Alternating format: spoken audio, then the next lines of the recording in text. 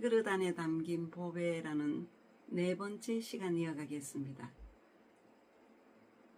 오늘은 생명에 대해서는 죽은 생명이냐 산 생명이냐에 대한 것입니다. 생명은 예수님의 영원한 생명, 영생을 말합니다.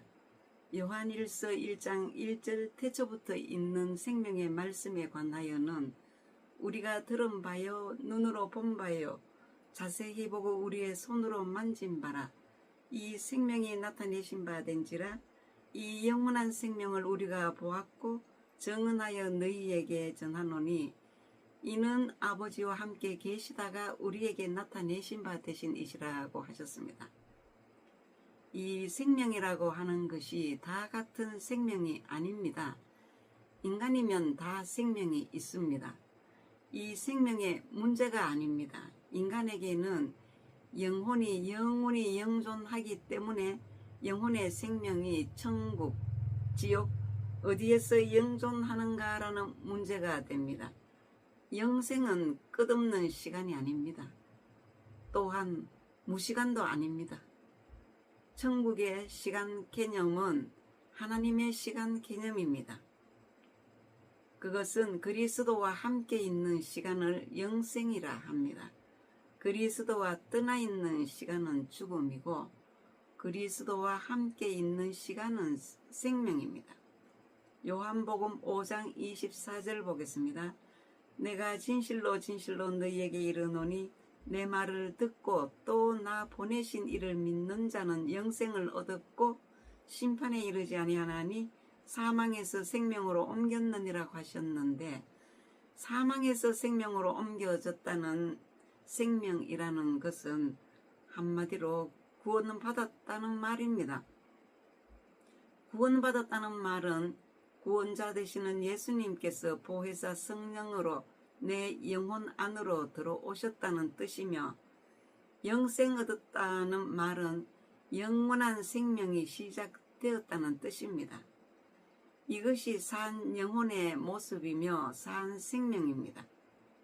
산 생명은 예수님의 영원한 생명을 받았다고 합니다.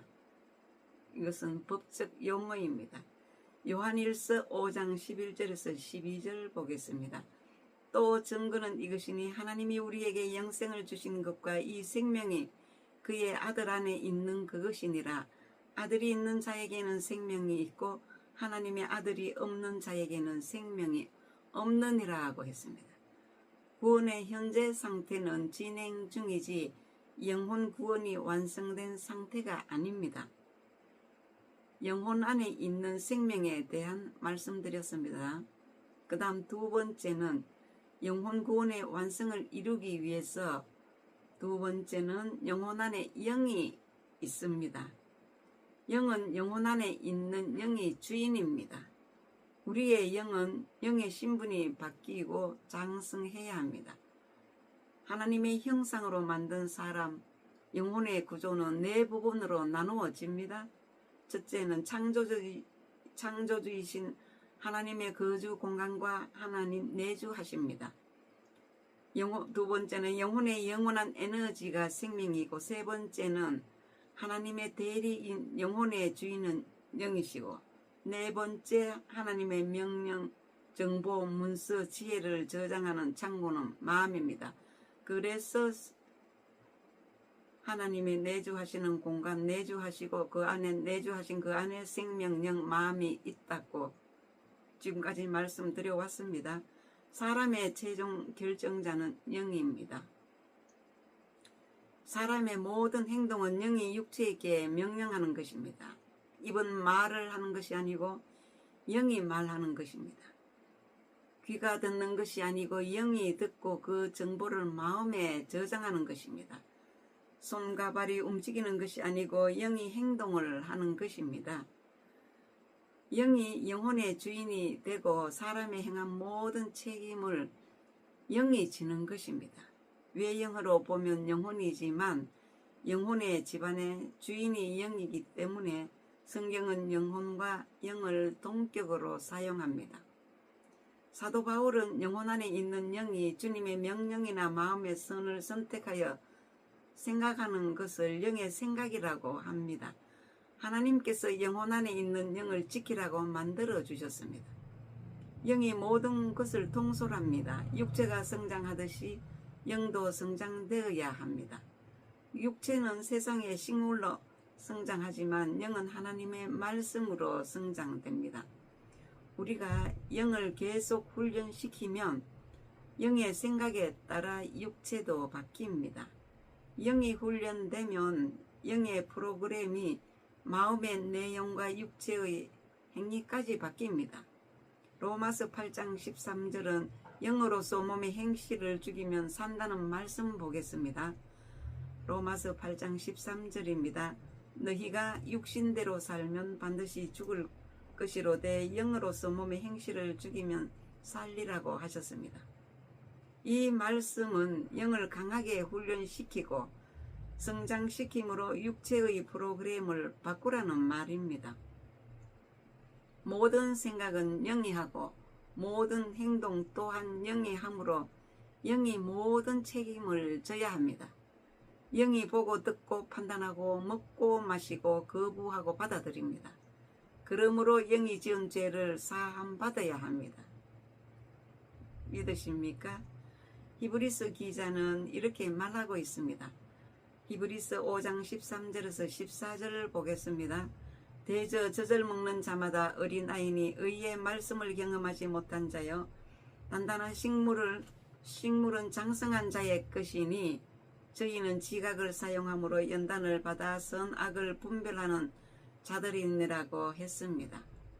영이 장성한 자들은 선악을 분별한다고 하셨는데 사람들은 외형을 보고 사람을 판단하지만 영의 세계는 영과 마음의 상태를 보고 사람을 판단합니다. 영이 마귀의 자녀에서 하나님의 자녀가 되어야 하고 이제 갓 태어난 영이 성장을 해야 합니다. 영은 마귀가 육신의 생각을 지배하고 있기 때문에 약한 영이 강한 영으로 되어야 합니다. 그것이 바로 자라나는 순서대로 말한다면 아이에서 어린아이, 어린아이에서 청년, 청년에서 장년으로 성장해야 한다고 사도 바울은 강조하고 있습니다. 사도 바울의 구속사적인 해석을 살펴보면 사도 바울은 생명의 양식으로 영혼이 먹을 수 있는 밥을 짓기 위해서는 밥을 짓는 4가지 길이, 높이, 넓이, 깊이의 눈을 가지고 있어야 한다고 말하는데 이 4가지 방법을 오늘날의 4차적이라고 합니다. 에베소서 3장 18절에서 19절을 보겠습니다.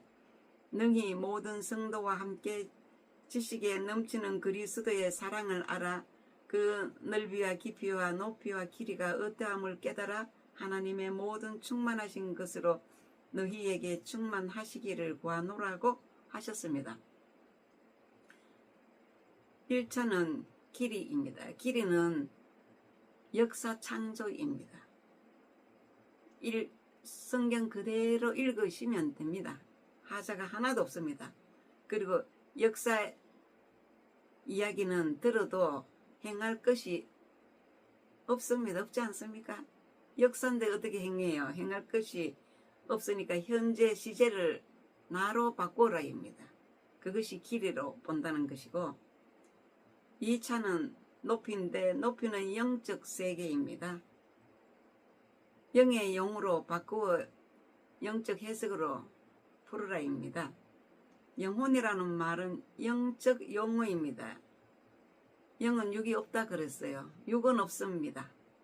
그래서 영혼이 산 영혼과 죽은 영혼으로 말합니다. 그 다음 3차는 넓이인데 넓이는 영혼의 구조를 말합니다. 그 구조 안에 뭐가 있냐면 생명, 영, 마음이 있습니다.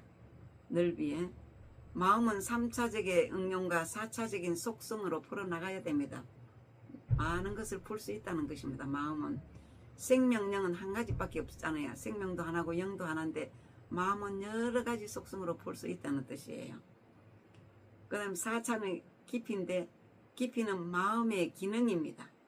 다루기 힘든 깊이의 세계입니다. 성경 말씀이 모든 것이 어긋나도 이쪽으로 들어가야 해석이 됩니다.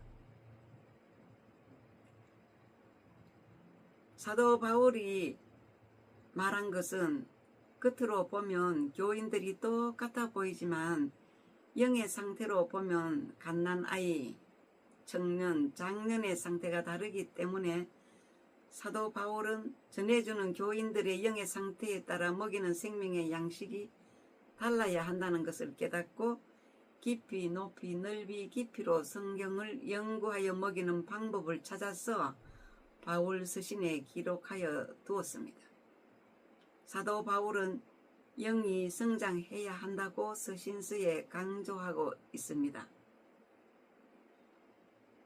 왜냐하면 사도 바울이 안디옥 초대교회 당시 예수님께서 부활승천하신 지 20년이 지났는데도 불구하고 말씀을 전하는 데 있어서 초신자들에게 가르치는 것과 20년이 된 성도들에게 가르치는 말씀, 설교가 똑같았다고 지적합니다. 세상에서도 교육이라는 것이 단계별로 되어 있지 않습니까? 유치원, 초등, 중등, 고등, 대학생이 있듯이 말입니다. 초신자들에게 가르치는 설교만 계속하면 평생 초신자밖에 되지 못합니다. 20년이 된 성도들에게 가르치는 설교가 달라야 한다고 했습니다. 왜냐? 영이 성장하여야 하기 때문이라고 했습니다. 그래서 사도 바울은 신약에서 많은 서신들을 가르쳤습니다. 그 사도 바울이 서신서에 강조하고 있는 것은 이 영이 성장하는 문제의 답을 찾기 위해서는 그가 기록한 13편의 서신들에서 그가 유대교로서 풀리지 않았던 영감을 받아 그는 아라비아에 가서 공부하고 준비하는데 3년을 보냈다고 기록하고 있습니다. 오늘은 여기까지 말씀드리고 다음 시간에 이어서 말씀 이어가겠습니다.